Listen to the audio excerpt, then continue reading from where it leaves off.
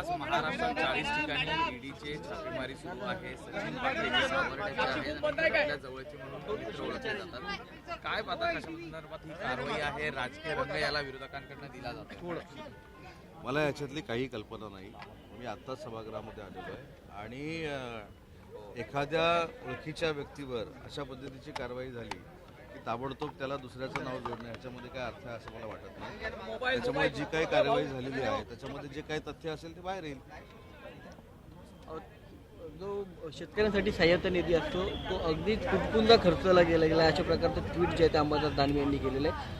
शेतकऱ्यांसाठी जी मदत निधी जमा केली होती किंवा ती जमवली होती त्यापैकी काही खर्च केलेला नाही असं ते ट्विट आहे अंबादास दानवे. ठीक आहे, शेतकऱ्यांच्या बाबतीमध्ये महायुतीच्या सरकारनं म्हणजेच मुख्यमंत्री देवेंद्रजी असतील, त्याच्यानंतर आमचे नेते एकनाथ शिंदेसाहेब असतील आणि अजितदादा असतील यांनी जी काय आश्वासनं दिलेली होती, जी काय कर्जमाफीच्या संदर्भातली भूमिका घेतलेली होती, त्याला जी तारीख दिलेली आहे त्याच्या अगोदर ती सगळी प्रक्रिया पूर्ण होईल. परंतु अवकाळी पावसानं असेल, सततच्या पावसानं असेल, जे शेतकऱ्यांचं नुकसान झालेलं आहे त्याच्यावर देखील उपाययोजना जी केली होती नुकसान भरपाईची ते देखील खात्यामध्ये जमा होत आहेत. त्याच्यामुळं विरोधकांना रोज काहीतरी विधानसभेच्या अधिवेशनाच्या वेळी एक ब्रेकिंग द्यायची असते, त्याच्यामुळे ह्या सगळ्या गोष्टी घडत आहेत. मला असं वाटतं की विरोधकांनी शेतकऱ्यांच्या भावनांशी खेळू नये. उद्धव ठाकरे टीका केलेली आहे. भास्कर जाधव असं म्हणतायत की आमच्या आंब्यावरती घाला घालण्याचा प्रयत्न केला जातोय आणि मंत्री हे तगलुबी उत्तरं देत आहेत. त्यांना जर फरक पडत नसेल तर त्यांनी गुजरातला जावं असं टीका केली.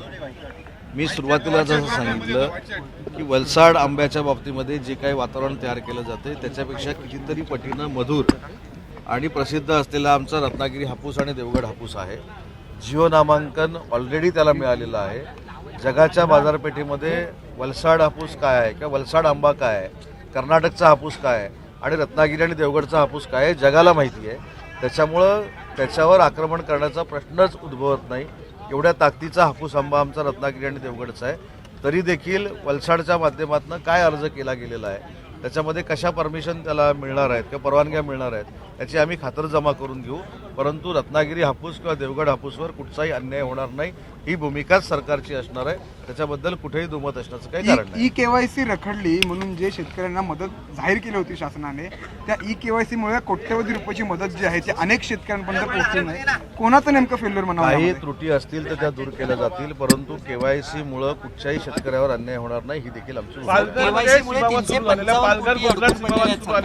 गुजरातच्या 500 मीटर आत पालघरमध्ये आलेले आहेत, तंबू ठोकले, त्याच्यामध्ये तिथे ग्रामस्थ संतापले.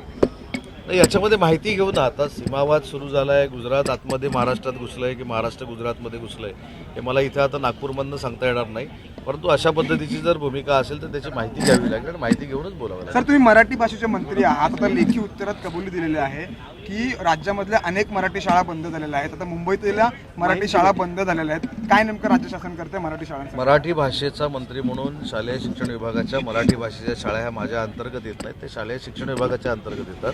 परंतु मराठी भाषा ही प्रत्येकापर्यंत पोचली पाहिजे. ती आपली मायबोली आहे, मातृभाषा आहे. त्याच्या संवर्धनाचं काम मराठी भाषा मंत्रालय करतं आणि आम्ही योग्य त्या दिशेनं आणि योग्य त्या मार्गानं मराठी भाषा मंत्रालय चालवतं. एवढंच मला यामध्ये सांगायचं. पुणे जमीन प्रकरणामध्ये पार्थ पवारांना का वाचवलं जाते, पोलिसांनी त्यांच्यावरती गुन्हा का दाखल केला नाही असा सवाल न्यायालयाने केलेला आहे.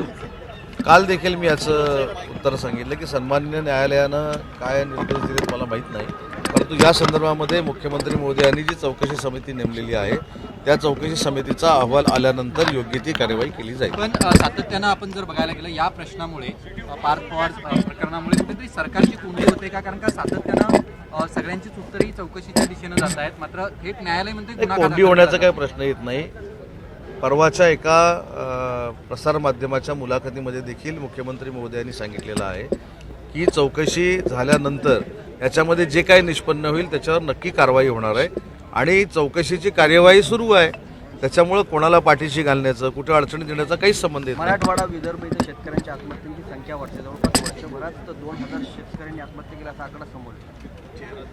शेतकऱ्यांची आत्महत्या होऊ नये यासाठी सरकार प्रयत्नशील आहे. त्याच्यासाठीच अवकाळी पाऊस असेल, सततचा पाऊस असेल, याच्यासाठी आपण नुकसान भरपाई दिलेली आहे.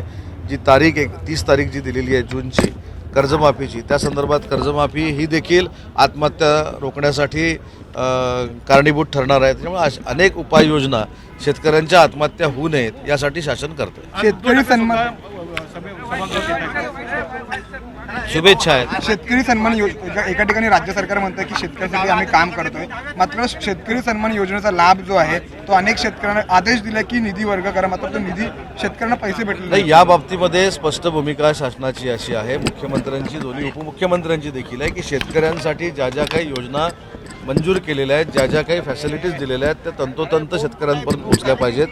कदाचित थोडं पाठीपुढं झालं असेल, परंतु अनेक वेळा कॅबिनेटमध्ये तिन्ही नेत्यांनी शेतकऱ्यांवर अन्याय होणार नाही ही भूमिका प्रशासनाने घ्यावीच लागेल या सक्त ताकीद प्रशासनाला दिलेली काल आहे. शरद धन्यवाद. पवार अजित पवार भेटलेले आहेत आणि आता अशी चर्चा होते की दोन्ही राष्ट्रवादी कुठेतरी एकत्र चर्चा लागणार. तुमची ताकद वाढेल महायुतीची? मला असं वाटतं की आधी येऊ देत एकत्र, मग याच्यावर आपण बोलू.